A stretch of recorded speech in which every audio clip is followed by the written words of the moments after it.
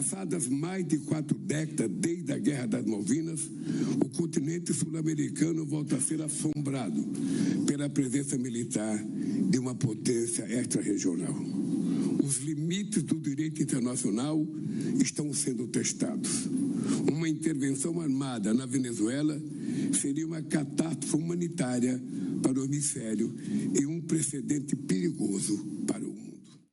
Fue sin duda la declaración más fuerte o una de las dos declaraciones más fuertes que dejó la cumbre del Mercosur de Foz de Iguazú de este sábado. Una cumbre que no tenía el peso que esperaba el propio Lula, que ansiaba con que fuera el escenario de la firma y de la presentación definitiva del acuerdo con la Unión Europea. Pero como te contamos la semana pasada acá, los líderes europeos se asustaron por los tractores de los agricultores y dijeron no firmemos algo que pueda generarnos problemas. En todo caso, volvamos a discutir en enero, a ver si en enero conseguimos el consenso para llevar adelante este acuerdo. Con lo cual, sin pacto con la Unión Europea, sin novedades respecto de lo que es obviamente una interna que lleva bastante tiempo, con obviamente Milei, Peña a favor de una mayor apertura del Mercosur, Lula defendiendo a los industriales brasileños que muchas ganas de competir con los industriales de otros países no tienen.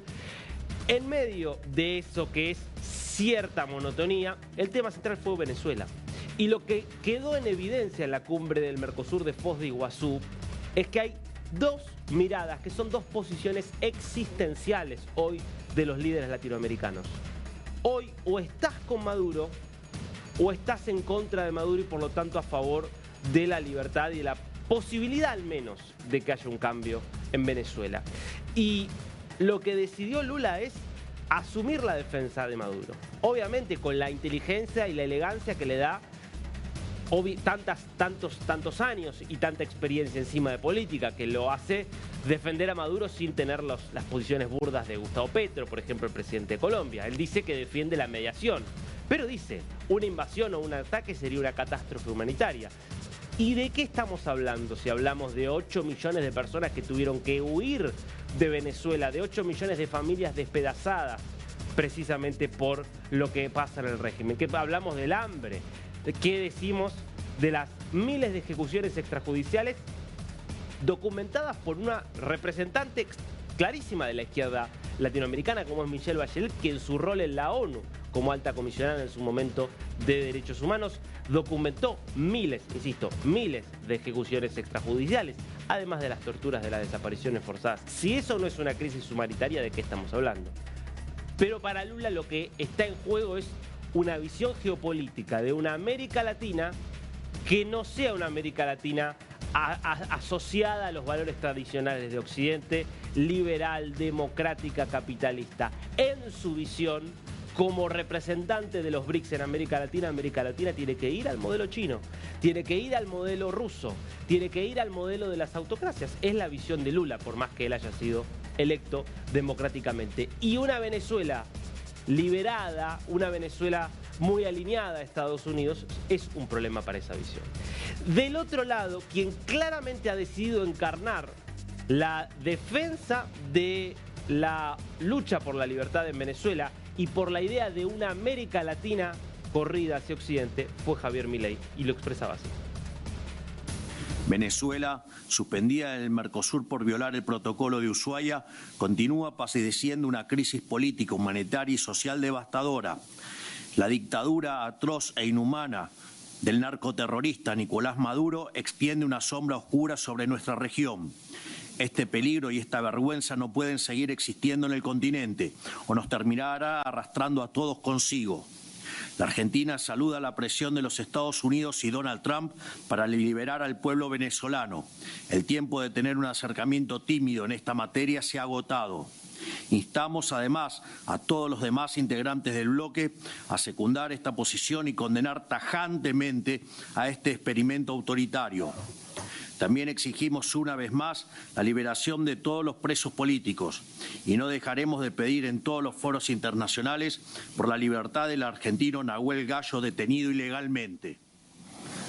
Saludamos el reconocimiento internacional al coraje de María Corina Machado, Premio Nobel de la Paz 2025, y reiteramos nuestro llamado a que se respete la voluntad del pueblo venezolano.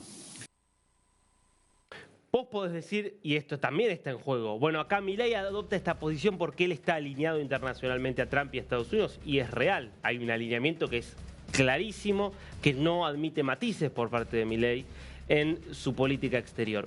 Pero de fondo, más allá de ese alineamiento, es mucho más que eso lo que se está discutiendo. Con la discusión respecto del futuro de Maduro y de Venezuela, lo que se pone en juego, insisto, son dos visiones contrapuestas sobre América Latina. América Latina es Occidente, América Latina es un continente de libertad, de democracia, o América Latina es un continente de organizaciones criminales, de poderes oscuros y opacos que utilizan la fuerza y que están inspirados en algunas de las peores dictaduras del mundo. Esas son las dos visiones que están en juego acá. Y acá los líderes están adoptando posición. Si Lula es hoy el representante claro de la idea de que una América Latina tiene que ir alejándose de los valores occidentales, Milei es la representación más clara de la idea de que América Latina no, tiene que seguir el liderazgo de Estados Unidos, porque es en definitiva la forma también de insertarse en las democracias liberales capitalistas del mundo. ¿Y cómo está hoy compuesta de alguna forma esta grieta? ¿Quiénes están de un lado y quiénes están del otro? Lo hemos visto este fin de semana, con declaraciones muy, pero muy marcadas.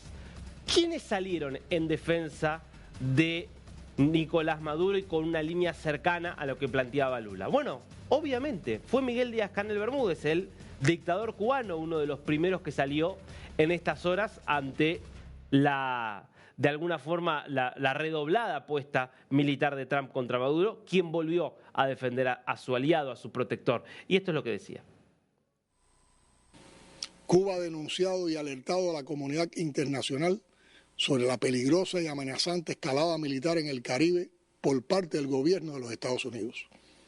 Este despliegue aeronaval en la región y la amenaza de agresión militar contra Venezuela revelan el propósito imperial, hegemónico y criminal de la administración que hoy ocupa la Casa Blanca. Es otro vocabulario, pero en el fondo está diciendo lo mismo. Acá no podemos admitir una intervención extranjera en América Latina. Lo dice un país que durante 30 años vivió esencialmente gracias a la intervención extranjera, en ese caso externamente, mucho antes de que Estados Unidos decida comenzar una ofensiva. Esto es parte de las falsedades en torno a las cuales se erige esta defensa, que es muy floja de papeles. Porque cuando Milei decía, todas las opciones tibias han fracasado, basta ver el registro de lo que ha pasado en los últimos 10 años con las innumerables negociaciones con Maduro. ¿En qué terminaron todas esas negociaciones? Basta ver lo que ha pasado en los últimos 6 meses para ver que solamente la presión extrema es lo que está dando resultado. En esa línea también apareció, por supuesto, Gustavo Petro. Viene siendo un gran defensor. ¿Y qué dijo en las últimas horas a partir de novedades por parte de Estados Unidos? Bueno, publicaba esto, por ejemplo. Un bloqueo que no debe ser a Venezuela, sino a los narcotraficantes en el Mar Caribe. Solo se puede hacer con varias armadas. Nos proponemos y un acuerdo multilateral donde no se violen derechos humanos. El acuerdo debe comenzar con todos los países del Caribe y no debe tener como objetivo la invasión de ningún país. Una vez más, repetir esta idea del no a la invasión, como si Venezuela no fuera ya un país invadido. Como si no fuera ya un país en manos de grupos que no son venezolanos, porque es la seguridad del Estado cubana, es la Guardia Revolucionaria de Irán, son los intereses económicos de China y de Rusia también los que están hoy en juego allí en Venezuela. Esto es parte, insisto, de las falacias que están presentes en el discurso de defensa de Nicolás Maduro, que ha contado también con respaldo de expresidentes, y es una de las novedades de este periodo. Expresidentes de países que hasta hace poco estaban totalmente alineados con Maduro y hoy han decidido ir de la vereda de enfrente, y es el caso de Bolivia. Y quien salió en defensa ahora es Evo Morales, por supuesto, el líder del régimen ya caído. Condenamos categóricamente el nuevo robo y secuestro de un barco privado que transportaba petróleo venezolano. Hasta ahora se desconoce el paradero de su tripulación. Estos crímenes fueron cometidos por efectivos militares de los Estados Unidos en aguas internacionales. El mundo debe sumarse a la condena de estas violaciones del derecho internacional. Ahora vamos a hablar de la cacería sobre los tanqueros venezolanos o sobre los tanqueros que entran y salen de Venezuela, porque ha habido muchísima actividad en las últimas horas. Ahora, es muy gracioso escuchar hablando del derecho y de violaciones al derecho a una persona que está prófuga de la justicia desde hace más de un año. Prófugo de la justicia, además, por denuncias muy graves de abuso sexual, de estupro, que son las denuncias que recaen sobre Evo Morales. Sin embargo, con toda impunidad, habla de las violaciones del derecho. ¿Quiénes están hoy en una posición muy clara del otro lado? Bueno, Argentina está liderando, pero ¿quiénes se han sumado? Bueno, mirá el comunicado que publican las cancillerías de varios países, incluido Bolivia, porque esta es una de las grandes novedades. Bolivia dejó la posición de Maduro, que es la que ostentaban Morales y Arce, y con Rodrigo Paz se ha sumado acá los presidentes de la República Argentina, Gerardo Milei, de la República del Paraguay, Santiago Peña, de la República de Panamá, José Raúl Munino, el ministro de Relaciones Exteriores de Bolivia, Fernando Hugo Aramayo Carrasco, que fue quien representó a Rodrigo Paz en la cumbre del Mercosur de Foz de Iguazú, y altas autoridades de la República de Ecuador y de la República del Perú, reunidos el 20 de diciembre de 2025, ratificaron la vigencia del protocolo de Ushuaia como compromiso democrático del Mercosur y reiteraron su compromiso con la defensa de las instituciones democráticas, la plena vigencia del Estado, etc. Expresaron en este contexto su profunda preocupación por la grave crisis migratoria, humanitaria y social en Venezuela, estado suspendido del Mercosur con la aplicación del protocolo de Ushuaia. Exhortaron al respecto y en el marco de las advertencias de los organismos de derechos humanos de la ONU sobre la persistencia de detenciones arbitrarias y desapariciones forzadas a las autoridades venezolanas a cumplir con los estándares internacionales. Ratificaron su firme decisión de alcanzar por medios pacíficos el pleno restablecimiento del orden democrático, del respeto irrestricto a los derechos humanos. Hoy Chile no está allí firmando ese comunicado. Bueno, ya sabemos que desde marzo, con José Antonio Kast, Chile la tendrías allí sumada. Entonces, esta es la división. Ahora es interesante lo que empieza a pasar en el Caribe. Petro decía, esto debe resolverse en el contexto del Caribe.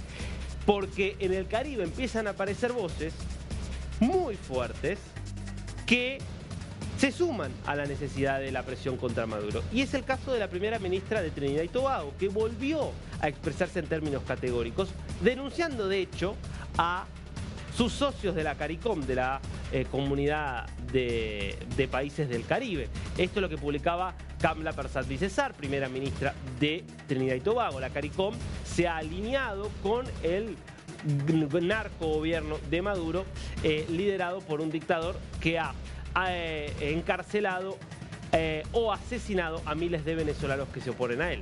Trinidad y Tobago no quiere formar parte de este alineamiento. Nosotros no apoyamos la dictadura ni el tráfico de drogas y no apoyamos la falsedad de que el CARICOM es una zona de paz. Gastón y Roland Sanders deberían preocuparse menos por mis comentarios y destinar más tiempo a explicar a sus ciudadanos por qué sus visas fueron rechazadas. Venezuela ha estado amenazando con invadir a Guyana por años y desde junio pasado empezaron a realizar amenazas similares contra Trinidad y Tobago de parte de Venezuela y sin embargo CARICOM nunca dijo nada al respecto. Lo último, CARICOM ha decidido apoyar al narcogobierno de Maduro a través de la falsa narrativa de que es una zona de paz, el CARICOM, que está claramente diseñada para que los militares de los Estados Unidos dejen la región Caribe y por lo tanto le permitan a Maduro permanecer como dictador en Venezuela. Posición durísima de Persad-Bissessar, la primera ministra de Trinidad y Tobago. Acá el alineamiento es claro. De fondo, no hay mucho lugar para grises. Es una posición existencial. Si Maduro sobrevive en Venezuela, lo que sobrevive ahí es el germen de una América Latina que nunca termine de integrarse al mundo democrático, liberal, al que creemos muchos que pertenece a América Latina. Si Maduro cae, podrá ser entonces una opción para una América Latina verdaderamente libre en el sentido pleno de la palabra.